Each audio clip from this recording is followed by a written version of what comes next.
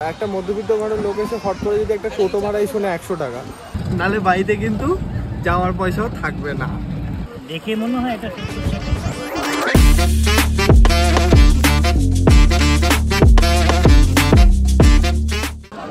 Good evening. আমরা আবারও চলে এসেছি।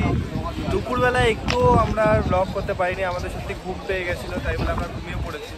তো আবার বিকেলবেলা চলে আসলাম একটু সি বিচের ধারে। এটা সন্ধ্যেবেলা, সন্ধ্যেবেলা আমরা চলে আসলাম একটু সি বিচের ধারে সমুদ্রটাকে উপভোগ করতে, হাওয়া খেতে। বাড়িতে তো হাওয়া থাকে না, ঠিক আছে, হ্যাঁ একদম। আর ওর জন্য চলে আসলাম। আর এদিকে বাবাও আসছে, আমরা একটু আগে বেরিয়ে এসেছি, কারণ বাবা আমাদেরকে একটু আদর যত্ন করে তারপর আমাদের কাছে আসবে। তো আমরা একটু এখানে এসে বসলাম ওর জন্য। এই হচ্ছে ভিউ, এদিকের ভিউ কিছুটা এরকম।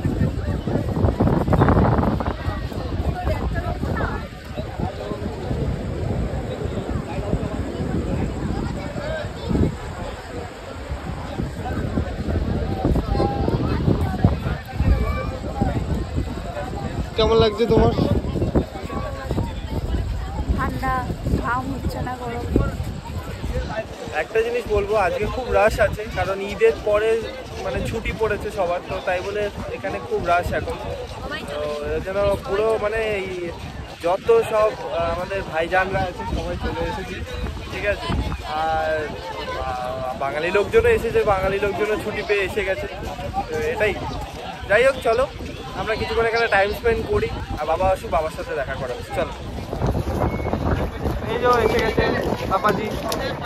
হ্যাঁ, আমাকে দেখে টেকে চলে এসছে, ঠিক আছে।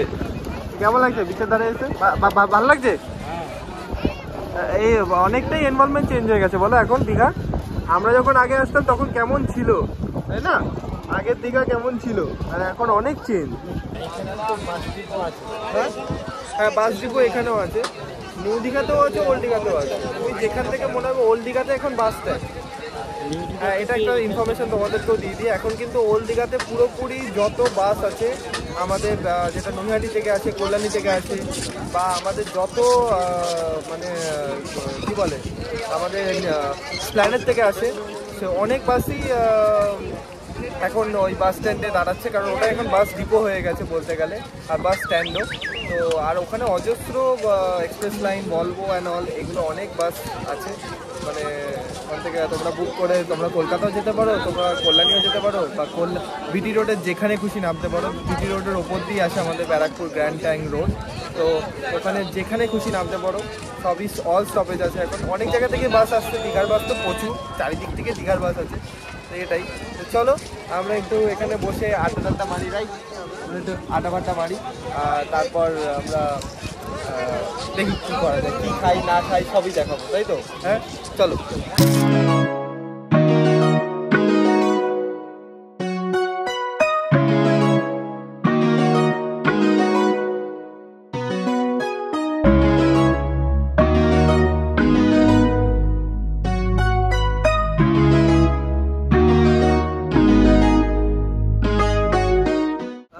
দোকান থেকে আমরা কিছু জিনিস মানে সি ফুড কাইন্ড অফ কিছু অর্ডার করলাম, তো এর জন্য আমরা এখানে বসে একটু টাইম স্পেন্ড করছি। আর এখন আমাদের খাবারগুলো আসবে, আমরা খাবো।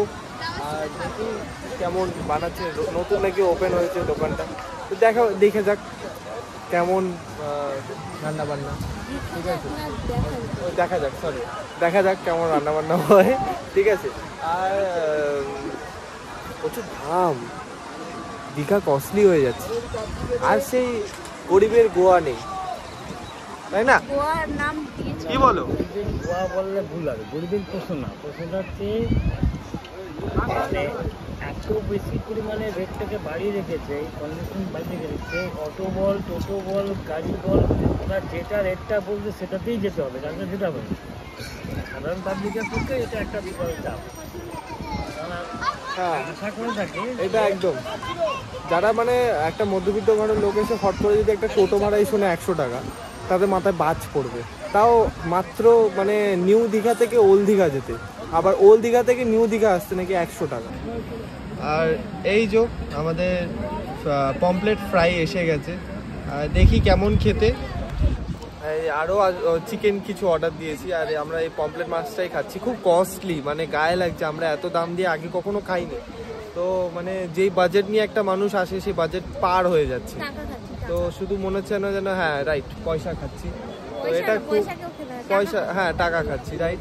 তো এটা খুব মানে বাজে লাগছে। যাই হোক ঠিক আছে, তাও খেতে তো দীঘাতে এসে এরকম পমপ্লেট, একটা পমপ্লেট 70 টাকা, এটা একটা অ্যামেজিং।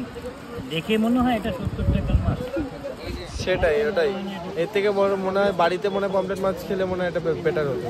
যাই হোক ঠিক আছে, যেটা যেটা যেখানে সেটা সেখানে, কিছু বলা যাবে না। এখন সব চেঞ্জ হচ্ছে, দেখা যাক কি চেঞ্জ হচ্ছে, এটাই changes.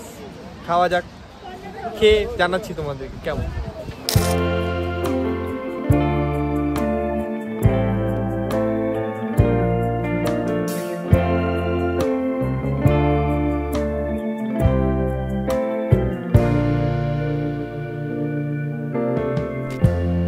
Lighten up, take me on your magic river.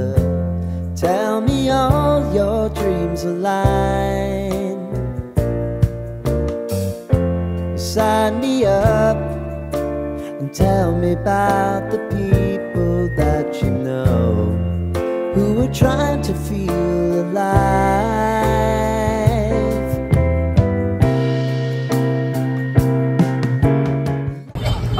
আমরা যে খাবারের দোকানটায় গেছিলাম, ওই খাবারের দোকানটা ঠিক বাকওয়াসই বলবো, ঠিক আমার পোষালো না।